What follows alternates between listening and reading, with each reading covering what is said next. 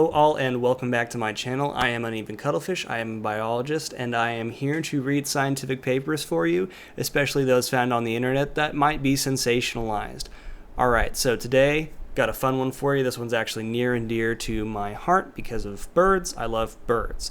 So, to start, let's go ahead and read the name of the article on Reddit, and then we're going to go into it and see what we can find. All right. Researchers found that the hypothesis of the woodpecker skull serve as a shock absorber is wrong. Instead, they use their cranial skeleton as a stiff hammer to enhance pecking performance.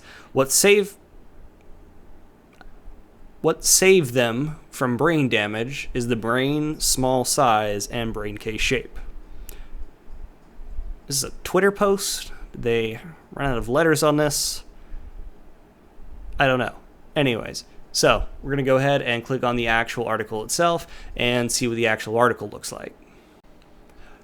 Alright, so now that we've actually clicked on the article, let's go ahead and see what it's from and who wrote it. So, to start out with, it's from Audubon.org.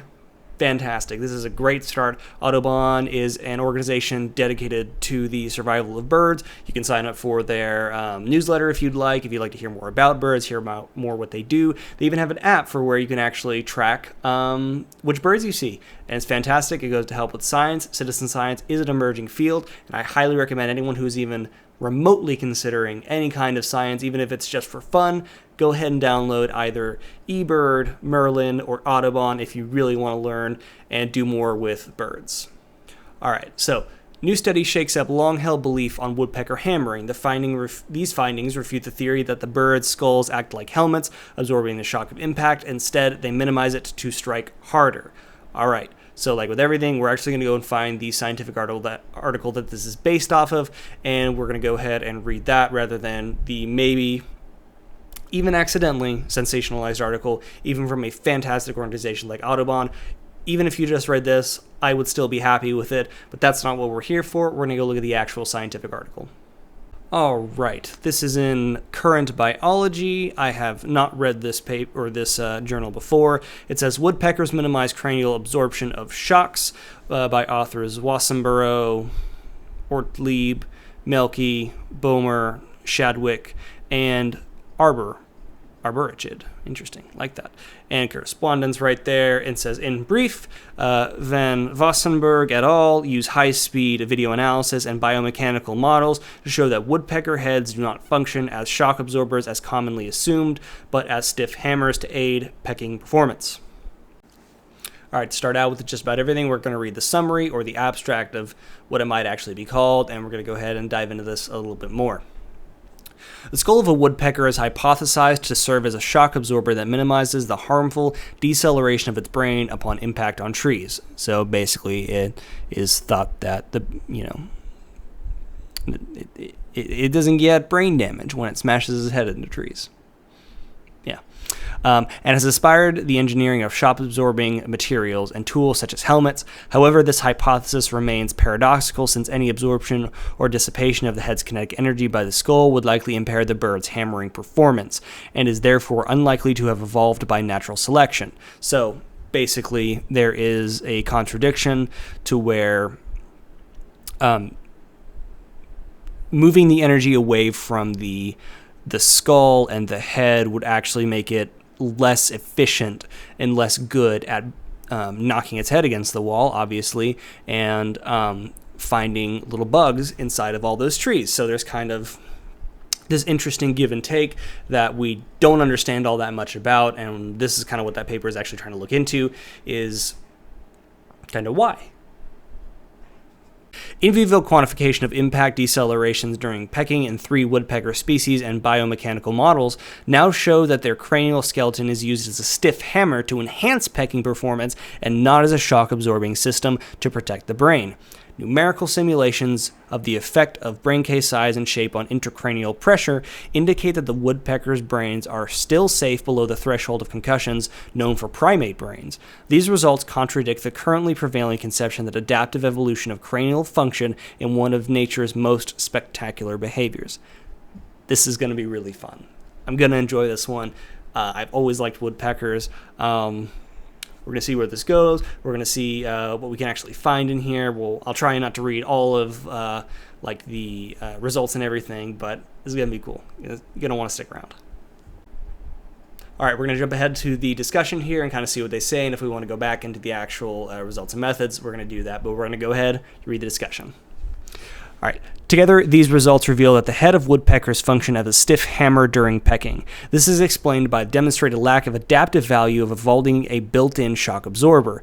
Consequently, the zones of spongy bone at the bottom of the coop of the countercoop side of the brain case probably serve as an important role in resisting impact forces without failing, rather than absorbing impact energy by elastic deforming. Okay, so breaking that last sentence down, it says the zones of spongy bone at both the coup and the countercoop side of the brain case probably serve as an important role in resisting impact forces without failing. So basically they're strong and they're not absorbing all of that energy that's coming through the skull whenever they actually hit. So they're also saying that in this first sentence here, there's no evolutionary adaptive value in making that shock absorption because, well, really, like the original statement said, you can't have it both ways. You can't have an adaptation or an advantage in your life history, but also take away from that. So you can't have a stiff pounding motion onto the tree while taking all of the force or most of the force away from what you're actually trying to do.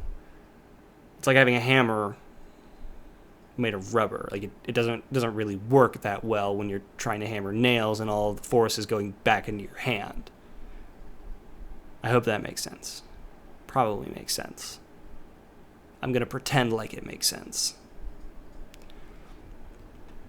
All right, continuing on, it says, our simulations of intracranial pressure confirm Gibson's theory that such a system can function without a special protection against mechanical brain trauma for the behavior quantified in our study species. From an evolutionary point of view, however, limits will probably apply to head size, maximal strike speed, and hardness of selected trees, or any combination thereof, as increasing these factors will make brain trauma more likely by decreasing the brain's safety factor. Nevertheless, even subconcussion head impacts may call for brain trauma prevention or repair mechanisms within the brain case in the case of repeated occurrence.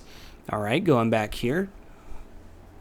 That is a very long sentence. I am impressed by that sentence. Wow. Okay.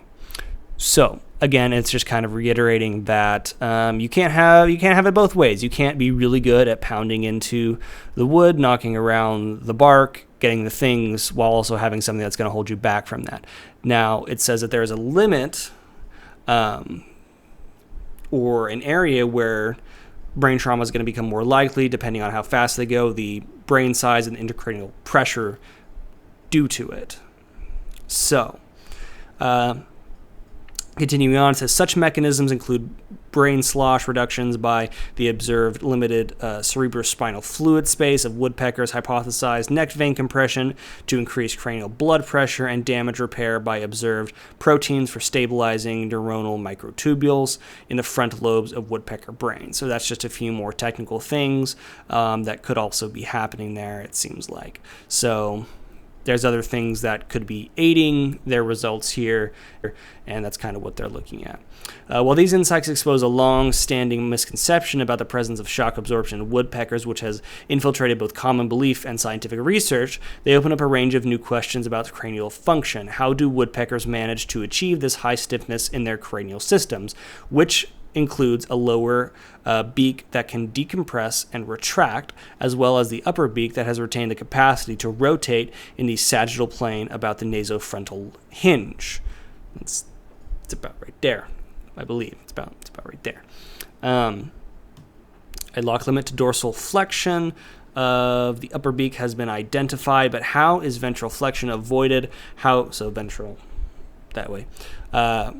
How is the suspension of the lower beak fixed during pecking? Consequently, our study opens new avenues for research to help us better understand the mechanisms behind cranial stiffening during pecking and birds. So yeah, overall very interesting. Basically, they create a hammer, and they have a number of different ways that they actually alleviate pressure. So it seems like cerebrospinal fluid, brain slosh, all these different kinds of things actually add up to where they're actually punching the wood, and they're not trying to relieve the pressure by any special structure. So some spongy tissue, kind of like shock absorbers or, shocks in your car would take energy away. They're not doing that. They're making it a nice little hammer, but they have other adaptations that they've evolved kind of in their little noggin up here to help them do that. And so there's a lot more information in this paper, but I didn't go through and read it because it seems like it would be rather technical, although really cool. So yeah, overall, this is really cool. You can kind of see right here in the middle, you can see their box plots and then their correlations here between different species and how all of that worked. So middle beak deceleration, all cool stuff. Don't want to get too deep into it, but yeah, this one's pretty cool. This one's pretty fast. There's a lot of anatomy involved in this, and so you can see the nasofrontal hinge right there, hyoid bone, tongue, caudal and dorsal, you can see that, cervical vertebrae, it's kind of where it attaches, occipital spongy bone, that's fun to say. Anyways, yeah, so really, I think I'm going to end that here because I hope I explained all of that well enough. I'm not an expert when it comes to birds. I do just enjoy them. But yeah, I'm glad you made it. I'm glad you came around. Remember that science is messy. Science is a process. Science is how we learn things. Also remember, cephalopods are elder gods. I'm Uneven Cuttlefish.